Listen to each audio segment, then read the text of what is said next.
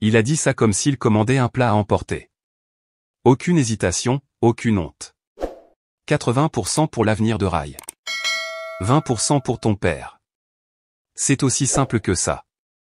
La cuisine était silencieuse, à l'exception du tic-tac de l'horloge et du goutte-à-goutte lent du robinet que je lui avais demandé de réparer il y a 3 mois. Thomas s'est adossé à sa chaise, les mains croisées sur son ventre comme un roi réglant ses dettes. Rai était quelque part dans le couloir, probablement au lit, un casque sur les oreilles, faisant défiler des chaussures qu'il ne pouvait pas s'offrir, du moins pas avec l'argent qu'il gagnait lui-même. J'ai regardé mon père. Le même t-shirt taché, le même rictus plein d'attente. J'ai remué mon café et n'ai rien dit pendant un long moment. Il pensait que je calculais, que j'allais protester, peut-être négocier. Au lieu de cela, j'ai ri. Un rire sec, soudain, qui m'a surprise moi-même. Il a cligné des yeux. Qu'est-ce qui est drôle? J'ai essuyé le coin de mon œil. Rien, ai-je dit. Seulement que ça fait des années que je vous donne à tous les deux le meilleur de moi-même. Mon temps, mon argent, mon silence. Et maintenant vous pensez que vous pouvez me diviser comme une liste de courses? Thomas s'est redressé. Nous sommes une famille. Ton frère doit aller à l'école. Je dois faire tourner cette maison. Ce n'est pas si compliqué, Isla. Tu as plus cassé. Non, ai-je dit en me levant. C'est vous qui avez eu plus cassé de moi. J'ai pris ma tasse et me suis dirigé vers ma chambre. Derrière moi, sa voix m'a suivi. Tu fais du cinéma. Je n'ai pas répondu. Je ne lui devais pas cette performance. Dans ma chambre, j'ai ouvert le placard et j'ai sorti une valise. Non pas parce que je partais ce soir-là, mais parce que quelque chose avait changé. Pas une flambée de rage, mais quelque chose de plus froid, de plus constant. Le genre de sentiment qui ne s'éteint pas. Le genre qui se transforme en mouvement. Je l'ai fermé avec la fermeture éclair et l'ai laissé près de la porte. J'ai su alors que le prochain chapitre de ma vie ne serait pas de rester.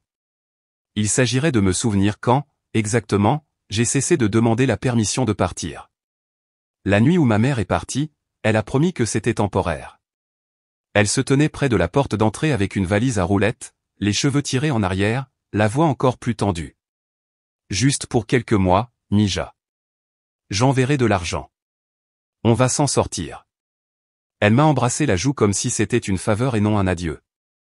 J'avais 14 ans. Rai en avait 9. Thomas ne l'a même pas raccompagné, il est juste resté sur le canapé à zapper entre les chaînes comme si rien de tout cela n'avait d'importance. Quelques mois sont devenus 1 an, puis 5. Puis nous avons cessé de marquer le calendrier. À l'âge de 16 ans, je savais comment préparer le petit déjeuner préféré de Rai, remplir ses formulaires scolaires, vérifier s'il avait de la fièvre et empêcher qu'on nous coupe l'électricité. Thomas appelait ça prendre ses responsabilités, mais j'avais plutôt l'impression d'être traîné en avant pendant que tout le monde reculait. Il a arrêté de travailler peu de temps après le départ de maman, disant qu'il avait mal au dos. Puis c'était ses genoux. Puis c'était, pourquoi je me casserais le cul alors que ta mère envoie de l'argent? Finalement, même les envois de fonds se sont raréfiés, et il n'a toujours pas bougé. À 18 ans, j'ai trouvé un travail de plieuse de vêtements dans un grand magasin. Premier chèque de paie, Thomas a tendu la main et a dit, on est une équipe ici. Je le lui ai donné. Loyer, courses, câbles, bière, peu importe. Ça maintenait la maison debout et lui assis. Et Rai.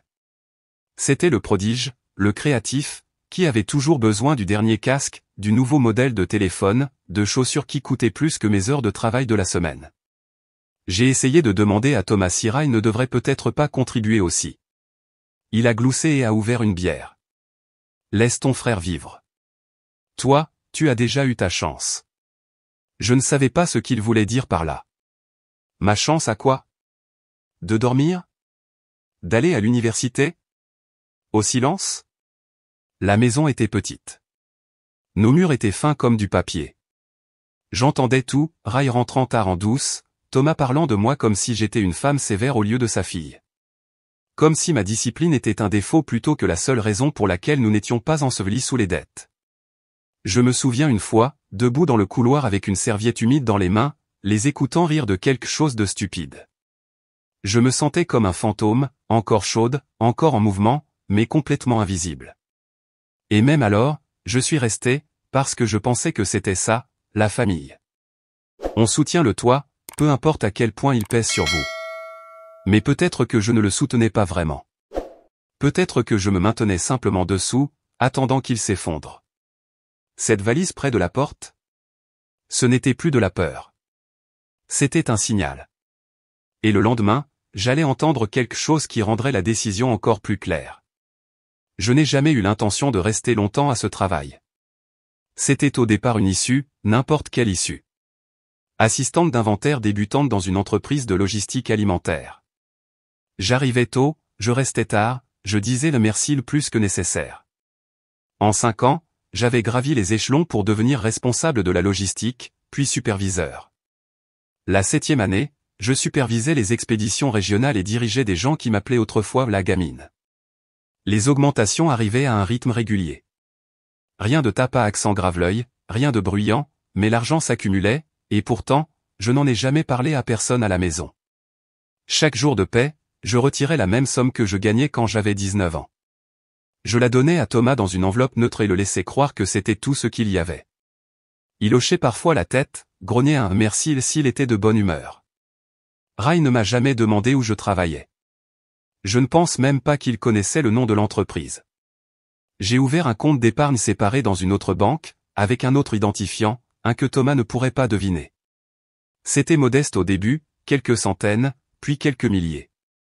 Je regardais les chiffres monter comme certains regardent la marée. À la maison, rien ne changeait. Le même carrelage fissuré, le même canapé d'occasion, les mêmes promesses vides. J'ai commencé à utiliser des mots comme beurre supplémentaire et heure réduite quand j'avais besoin d'espace, et ils ne l'ont jamais remis en question. Peut-être qu'ils ne s'en souciaient pas assez pour le faire. Je déjeunais seul la plupart du temps, mais lors d'une rare pause, j'ai croisé Amara des ressources humaines. Nous travaillons ensemble sur le terrain avant qu'elle n'obtienne une promotion. Elle a souri en me voyant. Tu survis toujours, a-t-elle plaisanté. Plus ou moins. Elle s'est penchée, plus sérieuse maintenant. Tu as toujours eu la tête sur les épaules. Mais ma belle, tu portes cette famille comme une croix. Je n'ai pas répondu, j'ai juste mâché plus lentement. Elle m'a observé une seconde. Puis, tu sais, l'amour n'est pas censé ressembler à de la servitude. J'ai ri parce que c'est ce que je fais quand les choses me touchent trop profondément. Mais c'est resté avec moi sur le chemin du retour, en pliant le linge, en faisant semblant de ne pas entendre Ray à travers le mur demander $40 de plus pour quelque chose d'important. Cette nuit-là, j'ai viré plus d'argent sur le compte d'épargne. Ce n'était pas seulement de l'argent que je collectais. C'était des options. Et quelques semaines plus tard, lorsque j'ai accidentellement laissé quelque chose sur mon bureau, ces options allaient être exposées plus vite que je n'étais prête. C'était une erreur, une petite, une que je n'aurais pas faite d'habitude. J'avais imprimé une fiche de paie récente pour une vérification bancaire, je l'avais laissée sur mon bureau au lieu de la glisser dans le dossier habituel sous mon matelas. Je me suis dit que je la rangerais le soir même, mais je suis rentré tard, j'ai jeté mon sac sur le lit, et j'ai oublié. Le lendemain, Ray attendait dans le couloir, les bras croisés, le visage rouge de quelque chose entre la rage et l'incrédulité. « C'est ça qu'il te paie ?» a-t-il dit, agitant le papier comme si c'était la preuve d'un crime. Je n'ai pas répondu. Il savait déjà. « Alors, tu as amassé de l'argent pendant qu'on galérait ?» Sa voix s'est brisée comme s'il ne pouvait pas décider s'il voulait pleurer ou crier. Je suis passé devant lui. « Ça ne te regarde pas. » Il m'a suivi. « Tu vis ici, non ? Tu manges notre nourriture, tu t'assois sur notre canapé, et tu étais assise sur de l'argent ?» Avant que je puisse parler à nouveau, Thomas était à la table de la cuisine, lisant lui-même la fiche de paie. Ses yeux se sont plissés. « C'est vrai, ça ?» a-t-il demandé. J'ai hoché la tête une fois. Il a frappé la table de sa main. Espèce de fille égoïste. Ray veut aller à l'université. J'ai besoin d'aide pour entretenir cette maison. Et toi, tu empiles le fric en prétendant qu'on tire le diable par la queue. Tu n'as jamais demandé, ai-je dit doucement. Tu as juste supposé que je resterais fauché pour ta convenance. Thomas s'est levé, le torse bombé comme si ça signifiait encore quelque chose. Eh bien, maintenant ça change. À partir de maintenant, 80% de ça iront à Ray. Il a des rêves, un avenir. Et les 20% restants ? Je les ai mérités en maintenant cette famille unie. Le silence dans la pièce était lourd, comme un couvercle se refermant sur quelque chose de chaud. J'ai regardé Ray. Il n'a pas sourcillé. Il avait même l'air fier. C'est à ce moment-là que c'est arrivé. Pas de la colère, pas de la peur, juste une immobilité, comme une horloge qui s'arrête. Quelque chose en moi est devenu silencieux. Pas le genre de silence qui préserve la paix, le genre qui construit des murs. Je n'ai pas argumenté, je n'ai pas crié, je suis juste allé dans ma chambre et j'ai fermé la porte. S'ils pensaient que l'argent était le contrôle, ils étaient sur le point d'apprendre ce qui se passe quand celle qui soutient le toit finit par lâcher prise. Et le lendemain matin, j'ai ouvert le placard et j'ai sorti complètement la valise. J'ai fait mes bagages lentement, non pas parce que j'étais incertaine, mais parce que je voulais sentir chaque pli, chaque clic de la fermeture éclair de la valise. Je ne remplissais pas seulement un sac, je nommais ce qui était à moi. Des vêtements que j'avais achetés en solde, une tasse ébréchée de ma première promotion, le journal que personne ne savait que je tenais. Je n'ai pas pris grand-chose, juste assez pour vivre. Le reste, je l'ai laissé derrière, des couvertures usées, une culpabilité transmise de génération en génération, les histoires qu'il racontait sur qui j'étais censé être. À minuit, la maison était calme. La porte de Ray était fermée. Thomas s'était endormi sur le canapé, la lumière bleue de la télévision clignotant sur son visage. J'ai retiré les vieilles clés de mon trousseau et les ai posées sur le comptoir de la cuisine. Pas de mots, pas d'adieu. J'étais presque à la porte quand il a remué. Ses yeux se sont ouverts, puis se sont plissés. Où diable crois-tu que tu vas? Je n'ai pas arrêté de marcher. Il s'est redressé. Tu abandonnes ta famille. Ce mot encore. Famille. Comme si c'était censé m'attacher. J'ai tourné la poignée, puis je l'ai regardé par-dessus mon épaule. Non. Je me libère de l'idée que j'en ai jamais eu une. Il s'est levé, chancelant mais en colère. Tu reviendras en rampant. Ne crois pas qu'on sera là à attendre. Je n'ai pas répondu. L'air extérieur était frais, pas dramatique. Pas d'orage, pas de sirène, juste le bruit sourd de mes bottes sur l'allée et la nuit qui respirait calmement autour de moi. J'ai conduit jusqu'au petit studio pour lequel j'avais déjà payé le premier et le dernier mois de loyer, un coin tranquille au-dessus d'une boulangerie fermée. Les escaliers grinçaient et les murs avaient besoin de peinture, mais l'espace était à moi. J'ai posé ma valise, je me suis assise par terre et je me suis appuyé contre le mur. Personne ne criait depuis l'autre pièce. Personne ne demandait où était l'argent. Juste le silence. Pas le genre que je craignais autrefois, mais celui qui me donnait enfin l'espace d'entendre mes propres pensées.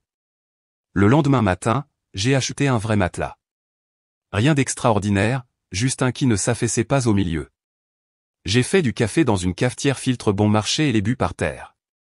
Il avait le goût de quelque chose qui m'avait manqué sans que je le sache. Cette nuit-là, pour la première fois depuis des années, j'ai dormi sans me réveiller une seule fois. Et 3 mois plus tard, quand le téléphone a sonné près de minuit, j'ai failli ne pas répondre. Il était 23h04.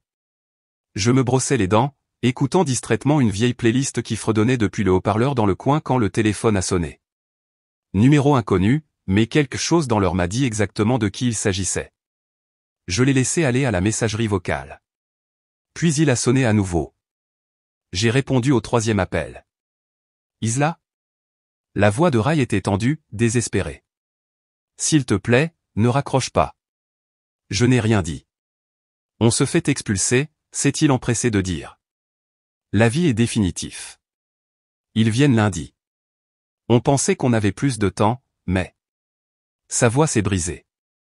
On n'a nulle part où aller. Je me suis assise sur le bord de mon lit, la serviette encore autour de mon cou. S'il te plaît, a-t-il répété. Tu as de l'argent. Aide-nous juste à couvrir ce mois-ci. Après ça, on se débrouillera. Une pause. Puis une autre voix a attrapé le téléphone. Thomas. Tu crois que tu peux simplement partir et nous laisser nous noyer? Sa voix était pleine de la même fureur qu'il utilisait quand j'étais en retard pour le dîner ou que je ne pliais pas les serviettes comme il l'aimait. On t'a donné un foyer, un toit, une famille. Tu nous dois ça.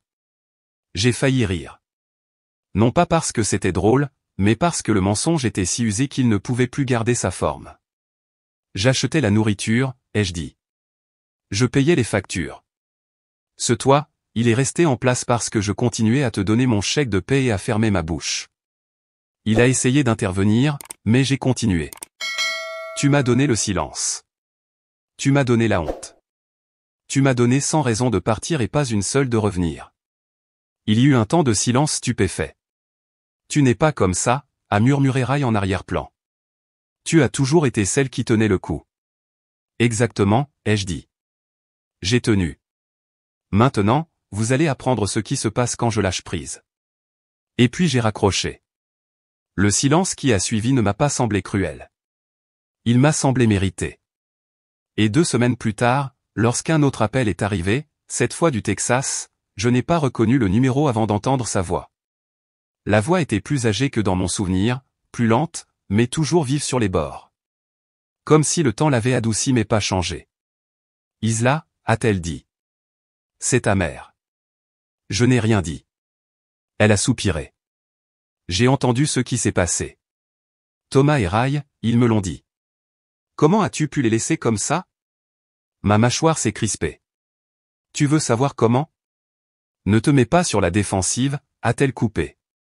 C'est juste que, j'essaie de comprendre. C'est ta famille. Non, ai-je dit. C'était ta famille. J'étais la remplaçante, le plan de secours quand tu es parti et que tu n'es jamais revenu. Elle est restée silencieuse un moment. Puis, avec un calme forcé, je devais partir. Tu le sais. Je l'ai fait pour nous. Tu l'as fait pour l'argent, ai-je dit. Et peut-être que c'était juste. Mais tu n'as pas appelé pour les anniversaires. Tu n'es pas revenu quand Rai a redoublé 2 classes ou quand j'ai eu une pneumonie. Tu n'as pas demandé si j'allais bien. Tu as demandé si les factures étaient payées. Ce n'est pas vrai. Si, ça l'est, ai-je dit. Et j'ai fait tout ce que tu as demandé. J'ai maintenu la maison unie. Je suis resté quand je n'aurais pas dû. Je l'ai élevé pendant que papa buvait, et tu envoyais des chèques sans adresse de retour. Et maintenant tu veux me demander pourquoi je suis parti? Elle a inspiré brusquement. Quand même, tu aurais dû rester. Ces mots ont frappé plus fort que le silence qui les a précédés. Non pas parce qu'ils m'ont surprise, mais parce qu'ils ne l'ont pas fait. J'ai fixé le mur en face de moi. Pas en colère, même pas triste. Juste fini.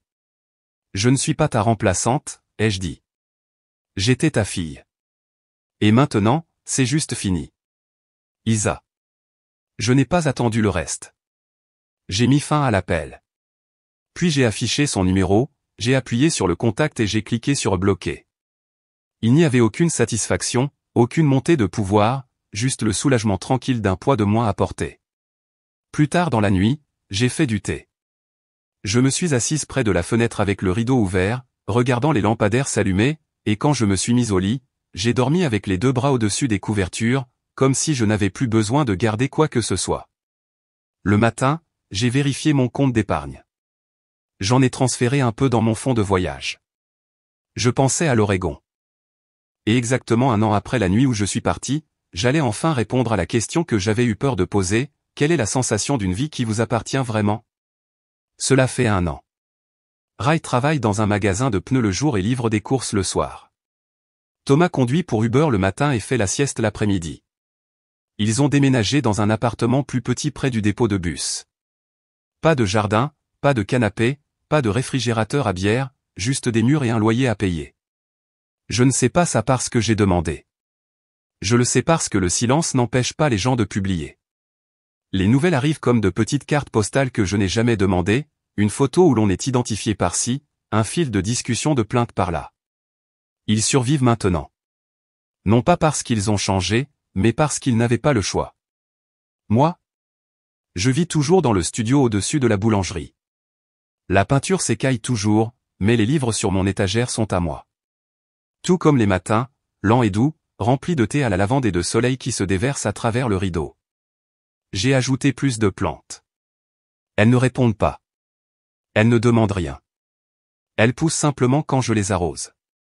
Le dimanche, je marche jusqu'au marché fermier, je choisis des légumes que je ne sais pas toujours comment cuisiner, et je prends mon petit déjeuner seul sans expliquer pourquoi cela suffit.